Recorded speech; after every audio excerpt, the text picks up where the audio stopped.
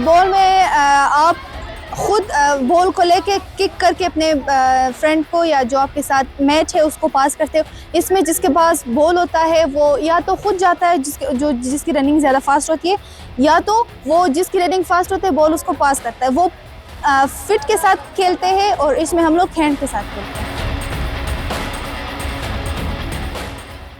We can tell everyone that Balochistan is not backward in sports. We can also do a lot, and we can also admire the sports by joining girls in the football and leg football.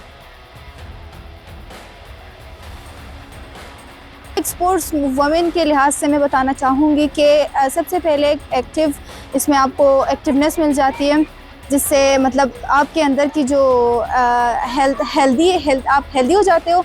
तो इसी वजह से इस game में बहुत ज़्यादा मुझे interest show इसी वजह से हुआ, क्योंकि इंसान का अंदर दिमाग और सेहत अंदर से सब कुछ फिट होता है। सबसे ज़्यादा ये लड़कियों के लिए ही बहुत बेनिफिशियल गेम है। इसमें मैं चाहूँगी कि हमारी जो बच्चियाँ हैं, लड़कियाँ हैं, वो आगे आए, मैदान में आए, ताकि वो इंटरनेशनल और नेशनल लेवल में पाकिस्तान का नाम इस गेम में भी रोशन करें।